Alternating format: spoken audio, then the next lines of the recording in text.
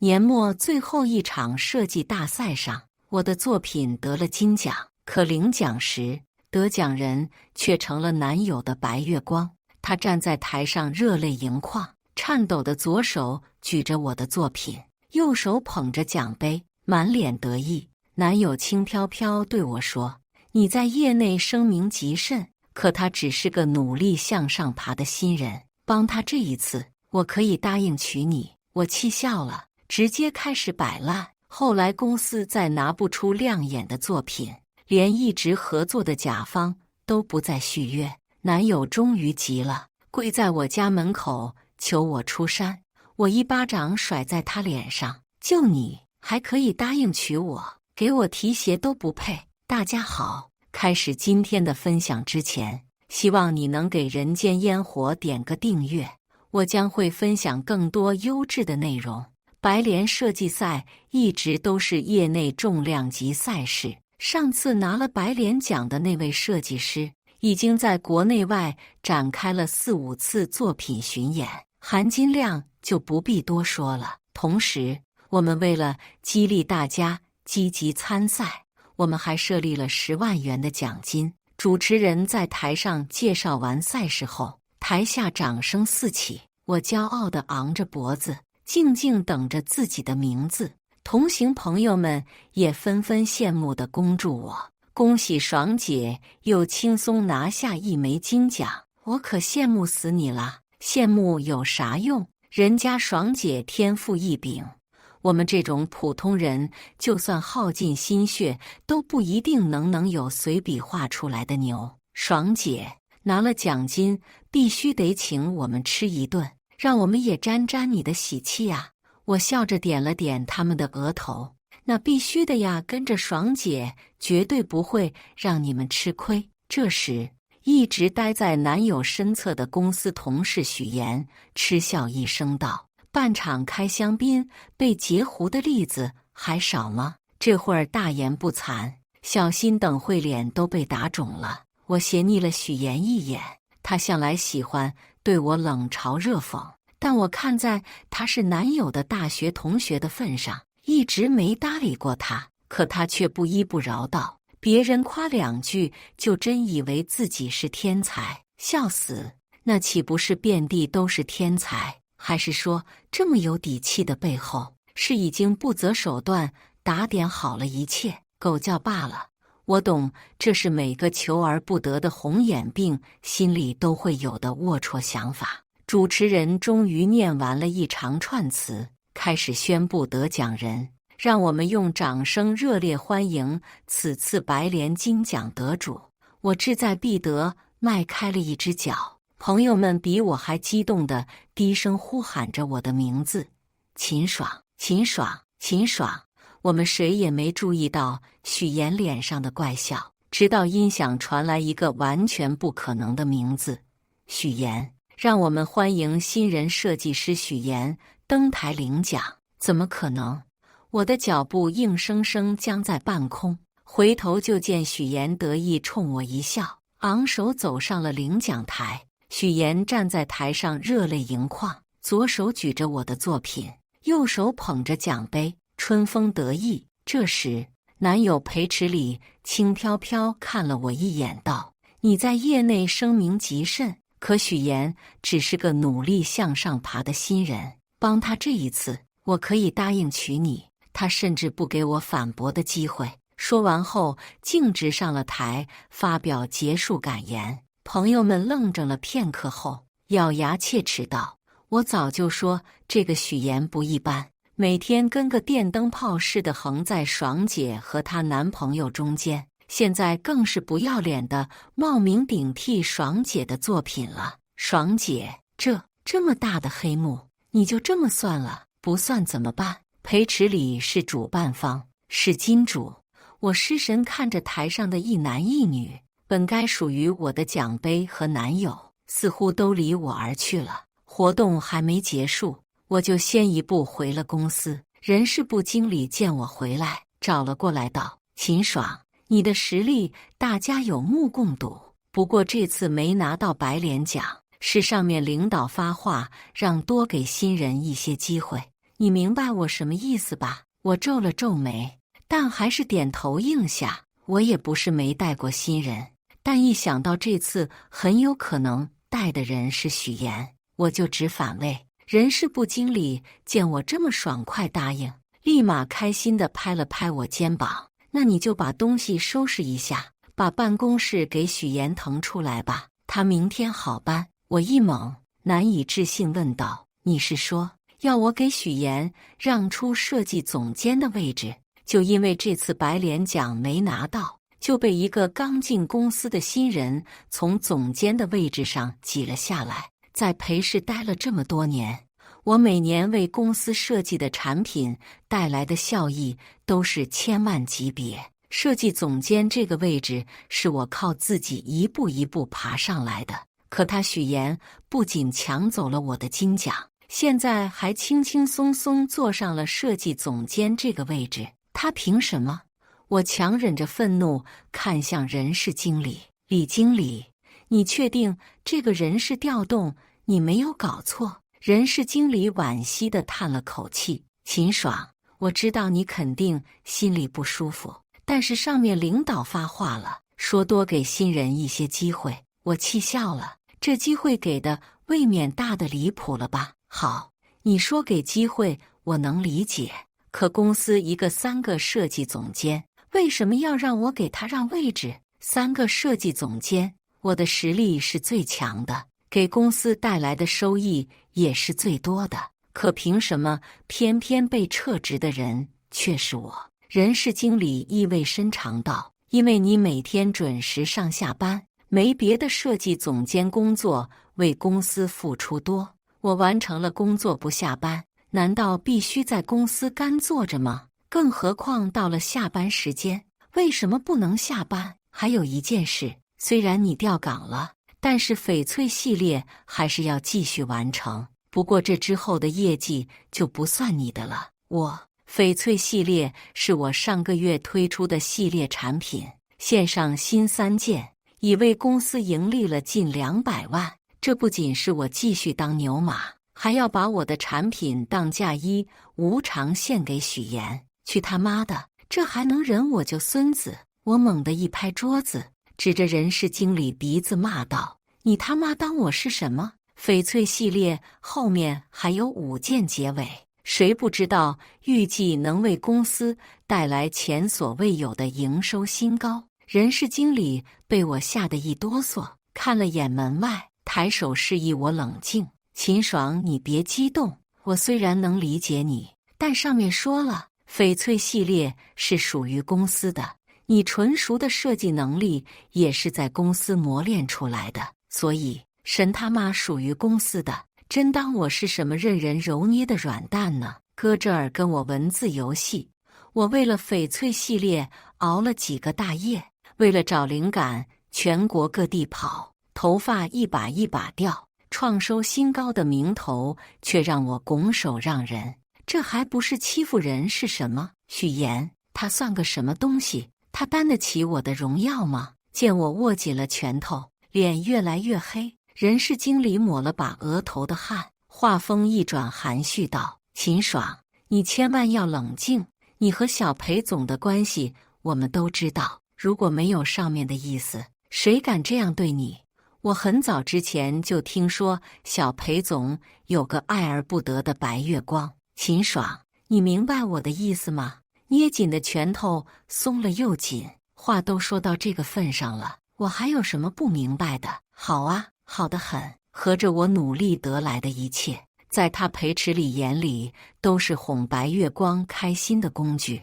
我真是瞎了眼，才会跟看上这么一个狗屁都不是玩意儿。可就算你们敢算计我，也得有本事吃得消我的功绩。见我不再与他争论，人事经理小心翼翼说了句：“那我就让人帮你来搬东西了。”说完，二话不说，夹着尾巴溜了。人事经理走后，许岩扭着腰推开了我办公室的门。“秦总监，哦不，秦爽，麻烦让让。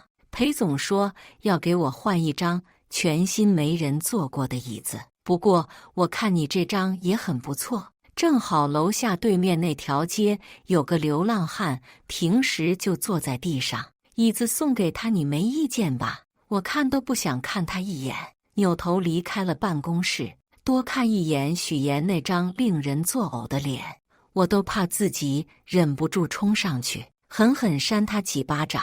去卫生间洗了把冷水脸，冷静了下，回来就见我的东西像堆杂物似的，在狭小的办公桌上堆成了一个小山。我一靠近，忽然哗啦啦倒了一地。朋友们表情难看，站在我身旁。我冷脸拦住他们下手帮我的动作，不用管，谁弄得让谁收拾。这时许岩言笑晏晏从总监办公室走了出来，很开心有机会和大家共事。明天就是新年了，我请大家吃顿好的。死一般的安静，许岩笑容僵在脸上，视线落在我身上后，瘪了瘪嘴，跑进了办公室。5分钟后，裴池里黑着脸进了总监办公室。没一会儿，许岩红着鼻子跟在裴池里身后又走了出来。裴池里先是冷冷瞪我一眼，然后四下扫了一圈，他什么话都没说，就有人站了起来，开始拍马屁。许总监人美心善，多谢许总监请客。一个人开口，后面紧跟着就有人开始捧。不愧是许总监，出手可真大方。许总监，希望以后您能多多指教，我们齐心协力，一起开心上班呀。许岩破涕为笑道：以后就是一家人了，大家别跟我见外。说完，他得意地冲我挑了挑眉。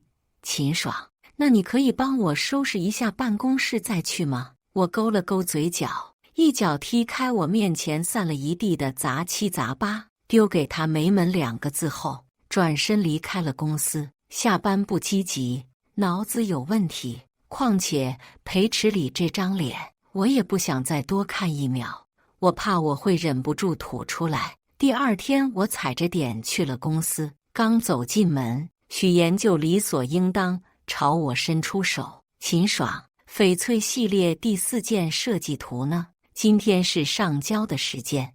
我冲地上一片杂乱努努嘴，东西乱成这样，我找不到。许岩蹙眉不满道：那你还不快收拾？我不着急。说着，我拿出手机，去茶水间边刷短视频边吃早饭。余光扫见许岩气得跳脚，我吃得更津津有味。等我磨磨蹭蹭吃完了早饭，喝完了一杯茶后，裴池里又来了。裴池里捏着眉心，对着我一脸失望。秦爽，你能不能不要因为自己的个人情绪耽误公司产品的研发进程？我从堆砌的文件夹中抽出一个，随手扔在许岩面前，给你了就别再来烦我。许岩忙不迭拿起文件夹，感激地搂住裴池里的胳膊，嗲嗲道：谢谢李哥哥。可没一会，许岩就又领着裴池里冲到了我的工位上。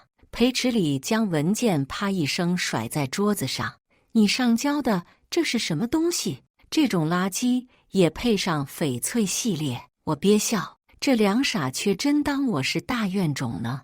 我耗尽心血设计出来的产品，怎么可能轻易拱手让人？既然有本事抢走我总监的位置，那就拿出实力来自己动作化呀！跟我在这狗叫什么？我头也不抬，整理着手里的资料。我照着许总监参加白联赛时递交的产品改进的稿子，有这么差吗？许岩一愣，白着脸翻开文件夹，只看了一眼就开始啜泣。秦爽，你羞辱我！裴池里一愣，心疼地看一眼许岩后，猛拍桌子朝我怒吼：秦爽，你耍我呢？快把你的稿子交出来！我耸耸肩，这就是我上交的稿子啊。既然许岩能当设计总监，那他的作品必然值得学习。这就是我在公司学到的技能呀。先前人事经理就是这么说的，我这么说肯定没毛病。可裴池里却气得脸一阵青一阵白。秦爽，你少给我阴阳怪气的，要是今天拿不出来翡翠系列的产品图，就给我滚！好啊，我现在就滚！我眼睛一亮，提着包麻溜就要走。这时，躲在一旁看戏的人事经理匆匆赶跑过来：“秦爽，小裴总就是一时气话，你怎么还当真了？快坐下！”许岩也贴在裴池里身上，温言细语安抚道：“李哥哥别生气，咱们公司这么多设计师，谁还做不了个翡翠系列？别因为这点小事气坏了身体啊！”裴池里冷哼一声，刚打算走，我之前的助理走过来，看了我一眼后，唯唯诺诺开了口：“小裴总，晨光那边的研讨会怎么办？”裴池里瞪了他一眼：“什么怎么办？”助理被瞪得一哆嗦，支支吾吾道：“当初说好参加会议的人是秦总，秦爽姐。这个研讨会是我在职时发起一场设计讨论会，与其说是讨论会，不如说是我的个人技能分享会。晨光那边早就做好了准备，等着我大驾光临，甚至还有其他公司的设计师为了听这个研讨会，提前几个月从晨光那儿约座位。”裴池里听到这茬冷哼道：“不就是一个破研讨会，谁去都一样。裴氏又不是没了他，秦爽不能赚了。张成你去。”裴池里点名资历最深的技术总监张成。张成一听，连忙摆手：“小裴总，我今天要去外地出差。”裴池里又将视线移向另外2个技术总监，他们各有各的推辞，气得裴池里差点把桌子掀了。许岩又站出来为他解忧道：“不如我去吧，反正大家都是设计师，应该聊的也都差不多。”裴池里犹豫了片刻，最终还是应下。他俩顾着眉来眼去，谁都没发现其他设计师眼里的鄙夷。这2蠢货真以为其他人是推辞不去，他们是自知没资格罢了。我不由嗤笑。裴池里走后，许岩分别拜访了另外2位总监，问研讨会一般都是什么内容。2位总监干巴巴笑着，只说这次和以往不同，怕自己说错，不敢多言。许岩见问不出什么，只好灰溜溜自己在网上查教程。结果下午人们见来的是许岩，又得知我不会来后，直接扭头就走。当天晚上，裴氏就接到了一笔又一笔取消合作订单的消息。裴池里连夜被裴总叫回家开会。第2天一早，我刚醒来，裴池里就敲响了我家门铃。我打开门，一向意气风发的裴池里胡子拉碴杵在门口：“秦爽，你为什么一定要斤斤计较？我不是给你承诺说要娶你了吗？”许岩只是我的大学同学，同学一场，我让他在公司好过一点，有错吗？你闹什么呀？我没忍住冷笑道：“我1没和你吵架，2没提分手，请问我哪里闹了？”裴池里扯了扯领带：“没闹最好，现在因为你昨天没去开研讨会，公司损失了大量订单，你去找他们解释一下。”我摊手：“解释什么？我也没离职，人不是还在公司吗？”裴池里一噎：“你明知道我指的不是这个。”我知道什么？我不知道。见我油盐不进，裴池里表情立马变了：“你别仗着自己有点成绩就居功自傲，你要是不去安抚甲方，我就把你的所作所为如实上报，到时候你后悔也来不及。我怕什么？公司又不是我家开的，损失再多跟我有什么关系？大不了就把我辞了，他们还能怎么样？难不成还要封杀我？”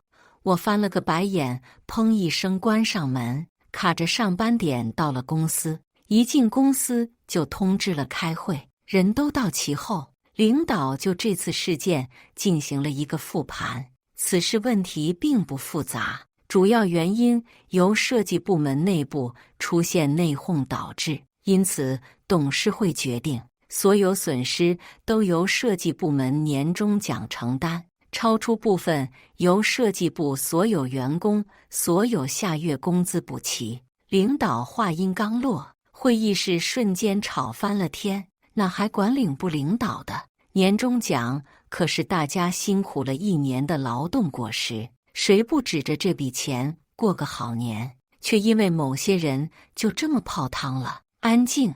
领导皱着眉拍响桌子，继续道：另外，对于裴池里的严重渎职行为和许岩能力不足的情况，上面指示作出扣除裴池里3月工作并记大过处分、许岩开除的处理，希望大家都能引以为戒，认真工作。裴池里瞪着大眼珠子，对这个结果非常不满。凭什么？这祸明明是他秦爽惹出来的。领导轻飘飘看了他一眼，文件内容是裴总起草的，他让你有什么问题直接去找他。说完，领导放下红头文件就走了，只剩下一屋子人垂头丧气、愤懑不平的抱怨。许岩也浑身发颤，哭得梨花带雨。我什么都没做，为什么要开除我？李哥哥，裴池里不在乎这3个月的工资，更不在意其他人有没有年终奖。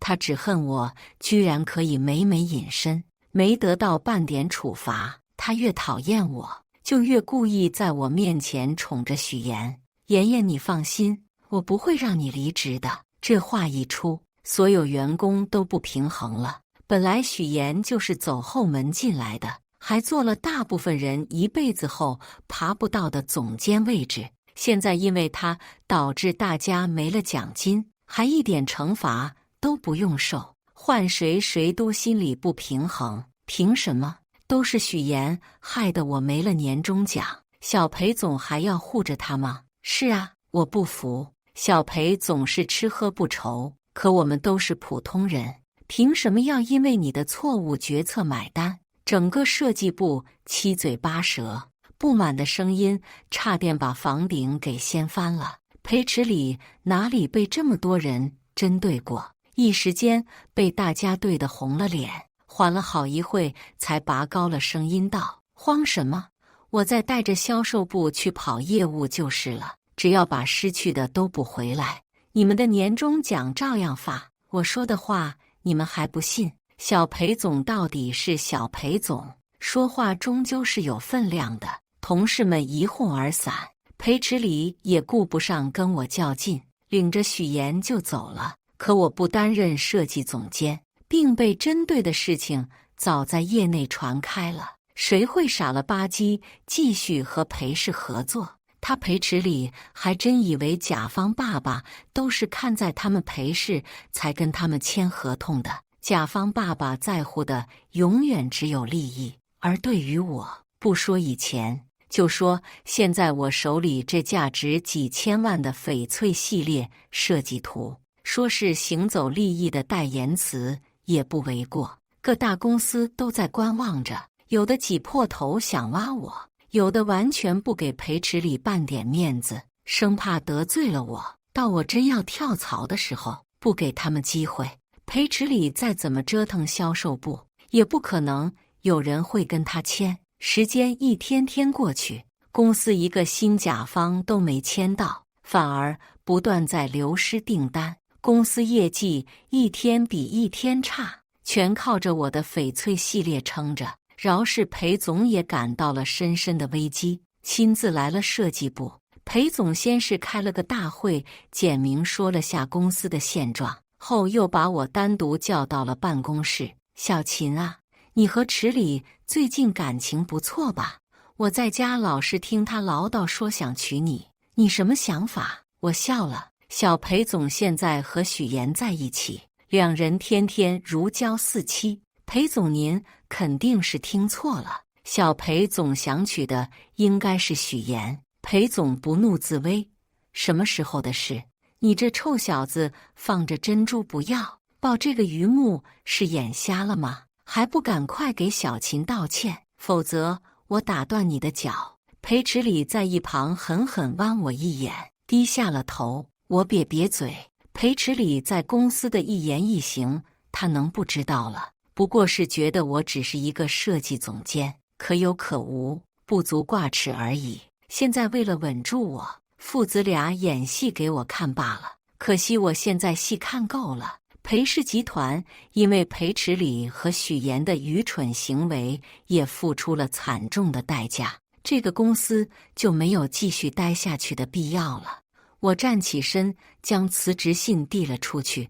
何必呢，裴总？小裴总只是为爱疯了些，也不是什么大事。裴总哪料到我会二话不说递辞职信，脸瞬间黑了。小秦呐，做人做事要三思。你虽然设计水平一流，但毕竟是个普通人，难不成离了我儿子，你还能更好的？我哈哈大笑。裴总，很真不是我看不起你儿子，就他裴池里这个德行，也就是我瞎了眼才看上了他，长得人模狗样的，实际上不就是个啃老的废物？说的好像天上的珍宝似的，我闭着眼都一抓一大把。说完，我甩着卷发，潇洒走出办公室的门。裴总在后面被我气得又是砸水杯，又是扔东西。裴池里也撕心裂肺叫着我的名字，骂得难听。我捂住耳朵，回手还他一个中指。离职后，我的电话都快被各个公司打爆了，无一不是请我去上班的，而且一家比一家福利好。我的朋友们劝我创业，我拒绝了。上班多好啊，创业太辛苦了，我可吃不了苦。最后我千挑万选，去了一家国内知名外贸公司，并提出条件，上班自由，工资照旧。对方欣然接受，这不就得了？有钱又潇洒，为表诚意，我麻溜把翡翠系列全改了一遍，换了个浴火重生的名字，上交给了公司。公司董事长高兴得恨不得抱住我亲几口。正打算回家时，设计部的 HR 正打扫会议室时尿急，塞了个拖布给我。正巧这时许岩扭着腰从电梯里出来，见我那这个拖布，许岩沈笑道：“合着我以为你能找到什么神仙工作呢，搞半天就来盛世当清洁工。不过盛世确实也算是国际公司，你能进来这里面扫垃圾，估计也是费了好大一番功夫了吧？”许岩笑得花枝乱颤，走上前，嫌弃的一脚踢开我手里的拖布，威胁道：“秦爽，如果你现在跪下来求我，我可以不告诉李哥哥你在这里上班，否则你猜李哥哥会不会直接动用关系，把你这个讨人嫌的坏女人从这里轰出去？哟，好大的本事哟，还把我轰出去，有能耐就去啊！”我蹲下拿起拖布，迅雷不及掩耳之势抬起胳膊对在许岩脸上。许岩一边尖叫着，一边踩着细高跟鞋到处躲，直到他太仓皇摔倒后，我才放下拖布，叉着腰哈哈大笑。许岩满脸污秽，带着哭腔，气急败坏道：“秦爽，我一定要让你吃不了兜着走。”我拍了拍手，心情大好。好啊，我等着你。许岩呜呜哭着跑了。我眼珠子一转，回到了董事长办公室。果然没一会儿，裴池里就带着许岩怒气冲冲闯了进来。裴池里本就气急，推开门，看见我正和董事长有说有笑，脸瞬间沉了下去。“王总，您怎么能招这么一个品行败坏的女人进公司？您知道她之前在裴氏集团是因为消极怠工，杨凤因为不认真工作才被开除的吗？留这么一个祸害在公司，公司迟早被她搅黄。”董事长挑了挑眉，嗔了我一眼：“是你把人打成这样的？”许岩见董事长问他，立马抹了把泪，柔柔弱弱哭了起来。秦爽他就是个疯子，我就是跟他打了个招呼，他就把我打成了这样。我们裴氏集团都在业内封杀了他，您怎么还敢用这种人？笑死我了！他裴氏在盛世面前算个鸟啊，还封杀我，简直是小学生发言。我憋着笑看向董事长：“老板，怎么办？我继续留在公司会不会给你丢脸？要不然我离职吧。董事长瞪了我一眼，说什么屁话呢？你敢离职，我打断你的脚膀，也给你绑回来。裴池里和许岩顿时懵了，没想到董事长竟然半点面子也不给他们。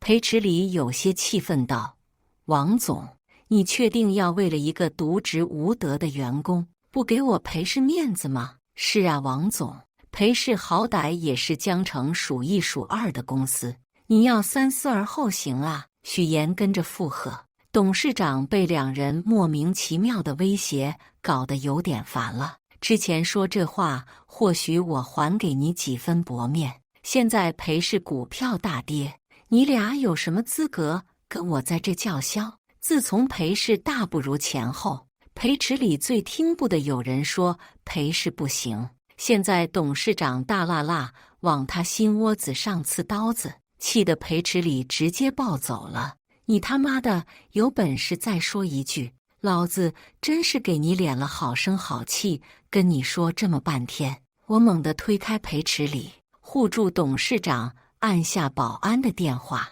保安不到1分钟就冲了进来，将裴池里和许岩架着拖了出去。董事长气得够呛，关心问我有没有受伤。我拍拍手臂傻笑，我身体好着呢。谁问你身体怎么样了？我是说你的手，你这双能画出天价设计稿的手没事吧？我抽了抽嘴角，这么会说话，早知道刚才就不护着他了。闹剧过后，董事长大手一挥，宣布跟裴氏势不两立。裴氏本就岌岌可危的位置，现在被一攻击，瞬间土崩瓦解，不到1个月就宣布了破产。许岩一看裴氏破产，二话不说踹了裴池里，扭头又勾上了一个富二代，每天醉生梦死。裴池里大失所望，伤心之际居然又找来了我家。爽爽，以前是我有眼无珠，是我对不起你，求你救救我家吧，现在除了你没人救得了我们了。说着他扑通一声跪下，伸手扑了过来。我眼疾手快一躲，好险，差点就让他碰到了。裴池里苦着脸继续道：我发誓这次我不骗你，我现在就跟你领证，我们现在就去民政局。我不会吧？他到现在还以为自己快香饽饽呀。不过既然人来都来了，不利用一下不就白来了？我叹了口气，做道：要我原谅你也不是不行，上次白脸讲我点到为止。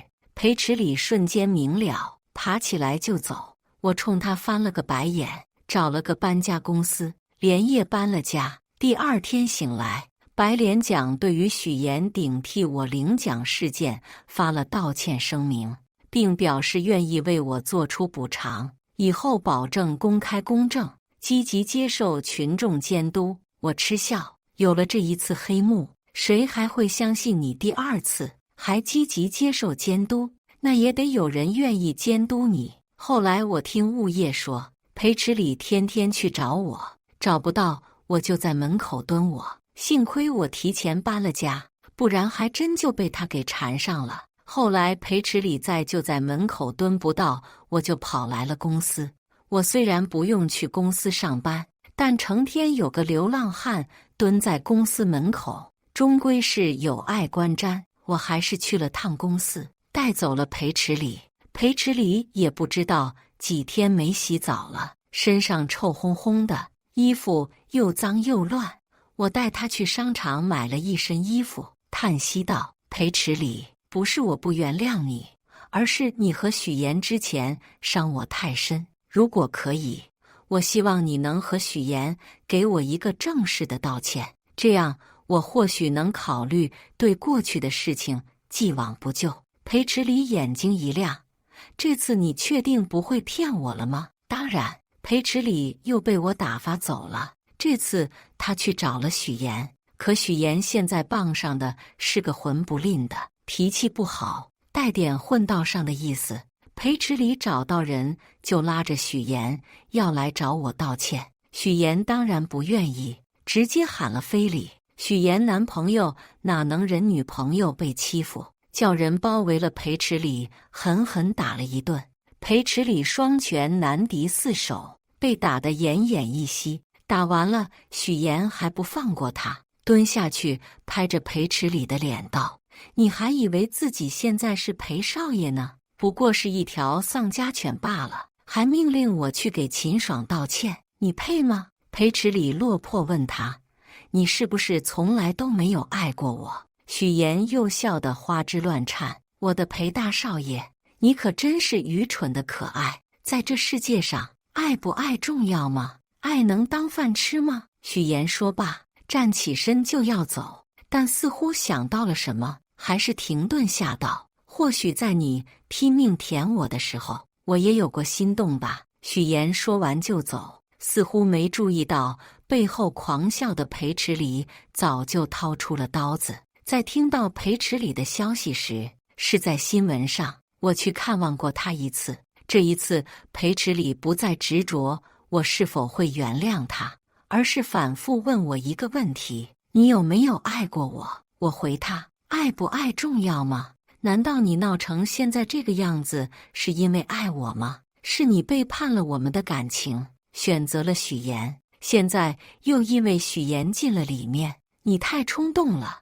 我本意想说他不该那么偏激，可裴池里听在耳里后却哈哈大笑：我没找错人，许妍他活该，都怪他突然出现，打乱了我的生活，扰乱了我们的感情。你爱过我，许妍他该死。说着说着，裴池里猛地扑了过来：爽爽，你等我，等我出去一定好好爱你，你不能嫁给别人，听到没有？你要是敢嫁给别人，我出去就弄死你。裴池里狰狞的脸突然放大，吓了我一跳。我后退一步，工作人员很快摁住了他，将他带了回去。裴池里一边走还一边喊着：秦爽，你不能嫁给别人，这人简直太偏激了。幸亏许妍介入了我们的感情，不然当初要是真跟他在一起了，指不定未来会出什么岔子。这个过去后，我又推出了一个偏激的主题系列产品，依旧大卖，我和公司都赚得盆满钵满。相信远离那些低能量的人，未来我的生活只会越来越棒。以上就是今天分享的故事，大家有什么想说的、想吐槽的，欢迎在下方评论交流。也更希望能给人间烟火点个订阅，我将会分享更多优质的故事内容。